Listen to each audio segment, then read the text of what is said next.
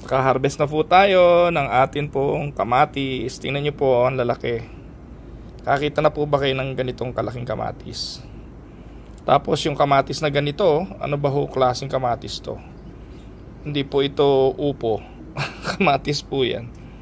Ngayon lang po ako nakakita ng ganitong variety ng kamatis. Hindi ko po alam kung ano yan. Hindi ko nga rin po alam kung saan galing ang buto niyan eh. Basta itinanim ko lang po. Tapos eto naman ang siling pang sigang. Isa. Ayan, so marami pa po tayong i-harvest dito. Yung pong mga beans, ito po ay akin na po itong gagawing binhi para for next year, next season. Ayan o, so nagsama na po yung sitaw natin at saka yung ating beans eh. So ayan, nagbinhi rin po ako ng sitaw. Ito po yung sitaw na gusto ni Dang eh. Ano po ito? Medyo ganito, green na green. Hindi mahaba.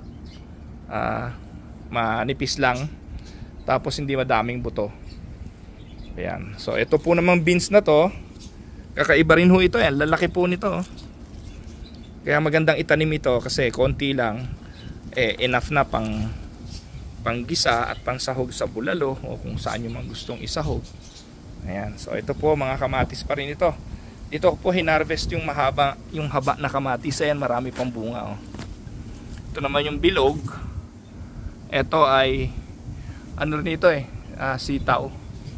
Ayan o, may bunga na rin o. Abot po yan, at least kahit pa paano eh, hanggang September pa naman. May isang buwan pa. Palagay ko po buong September hindi pa naman mag-uulan. Ito po yung isang variety naman ng kamatis. Napakalaki rin ho nito. Ito naman eh bilog. Parang kamatis na Tagalog. Ayoko po nito eh, ang daming buto niyan. Pero nagtanim din po ako niyan. Ito naman yung siling sweet pepper. Ayan, nandiyan sa ilalim. May bunga na rin. Ito po, ayan o. So hindi ko muna i-harvest yan. Ayan nyo muna yan dyan. Tapos ito pa ang kamatis. Ito Roma. Napakadami bunga o. Ayan o. So yan ay hindi pa natin i-harvest. Ayan o, maliliit pa naman. Napakadaming bunga ho ng kamatis natin. Ayan. Ito, lalaki oh. Gaganda ng bunga. Ito oh. Napakaganda pong variety nitong kamatis na to. Tumpok-tumpok ang bunga oh. Tingnan nyo naman. Ang ganda. Yung talong failed. Kasi nagbunga po yung talong ko. Meron na pong isang dapat pitasin eh. Naunahan po ako ng rabbit. Ayan, dami yung pero I don't know kung aabot pa yan. Ito po, meron pong isa oh. Sana wag na naman madali ng rabbit ito. O yan, pwede na rin. Ay nako, yan oh, may kumakain. Ayan oh. Ayun oh, ito po yung kinain ng rabbit. Ayan oh. Naunahan ako. Ayan, kung ba ba't ang rabbit natutunang kainin ngayon yan? Dati naman hindi kumakain dito eh. Ito naman po, kalabasa. Ang kalabasa ho, kukunti ang bunga eh. Maliliit pa. Pero aabot po yan. Pagtsaga-tsagaan natin. Dito kamatis din to. Dito ay huli to eh. Hinihabol ko lang ho ito kaya wala masyadong bunga. Ito naman po yung bataw. Sa iba, sa amin po sa Cavite ay harabilya yan. Purple beans ang tawag yata dyan. I don't know kung tama ba yun. Ayan. So marami na rin pong bunga. Palagay ko aabot naman ito. Mga next week eh, makaka-harvest na tayo niyan, may awan Diyos. So ito, medyo malalaki-laki na to. Ayan oh. So pwede na tayong magluto ng lutong palaka. Sa amin po sa Cavite, sinasahog namin to sa sa palaka. Ayan, ang dami na po. Oh, yan.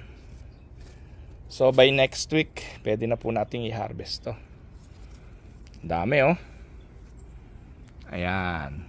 Ganda ng bulaklak niya no, purple. So tamang-tama po ito. Ito po yung ating tanim for this season. Ito po yung aking mansanas na hindi po namunga. Ang kadahilanan, yung pong kapitbahay ko dati ay meron tanim na apple. Pinutol niya kaya ang nangyari wala na pong pollinator. Ang mansanas po dapat dalawa. Sa kapitbahay ko po dati doon po meron pong apple. Pinutol po Hindi ko po alam, binenta yung bahay, yung aking kaibigan. Lumipat ng bahay, binenta niya yung bahay niya. Nabili po ng Filipino din naman na nakabili, kaso ayaw niya ng apple, pinutol niya. Kawawa tong apple ko, walang pollinator. So 2 taon na po itong hindi namumunga. So I decided na bumili ng isang apple. Ayan, so bumili po ako ng apple. Ito po, ito naman po ay trail crab apple. So hindi po ito malaki. Ito po yung crab apple na tinatawag. Kaganon lang ang bunga niya, ano po. Pero dapat po kasi ang pollinator hindi parehas, hindi magkaparehas. Kailangan magkaibang variety. So kaya yan, bumili po ako ng ibang variety, tinanim ko diyan. Maybe sa kalooban ng Diyos next year ay mamumulaklak yan. At makaka-harvest na po tayo. Mamumulaklak to, may crab apple ako. At yun naman po ay honey crisp. So sana bago tayo magkaapo pagdating ng araw ay marami ng bunga yung mga yan para yung mga bata magtatakbuhan din dyan pagdating ng araw mangunguha ng apple, no? Kung meron na tayong apo, kasi wala na po tayong anak na batang maliit, malalaki na po ang aking anak, may asawa, mag-aasawa na nga po yung isa. So ito naman po ang palaya, nakaharvest na po ako dito ng talbos. Yung bunga ay wala masyado kasi ilan-ilan naman na ibinunga. Ayan po, hindi pa ho magandang variety ng ampalaya yung nabili ko. Ito po yata yung ampalayang maliliit. Ayan, pero marami yung bunga. Ayan, ayan, tingin ko aabot naman yan. So hintay-hintay, dilig-dilig lang muna. Ayan, may tanim din po ako ditong onion. Ayan, spring onion. Ayan. So ayan po ang ating halaman. At may ampalaya dito. Pinagsama-sama ko na po Ayan, meron din po diyang, ayan, medyo malaki-laki yung ampalaya na yan. Pwede na pong mag-isa ng ampalaya isang araw dahil makaka-harvest na rin tayo. Dito meron pa rin tayong siling pansigang dito. Ayan, Ayan, madami. Ito yung talbos ng kamote. Ayan, pwede pa rin tumalbos. Naku, nalanta na tong aking kamati sa paso. Ito naman po ay parsley. Ayan. So wala pong tapon dyan sa parsley na yan. Hanggang tangkay, kinakain ko yan Ayan po ay masustansya. So ito po yung ating munting garden. At 2024 ngayon, season, yung planting season. Sisimula po ang planting season dito ng buwan ng June. At natatapos po yan ng hanggang pagbagsak po ng yelo. Siguro po pabagsak ang yelo mga usually ay katapusan ng October, pero yung mga first week, second week ng October po malamig na yon, namamatay na po yung mga halaman na yan.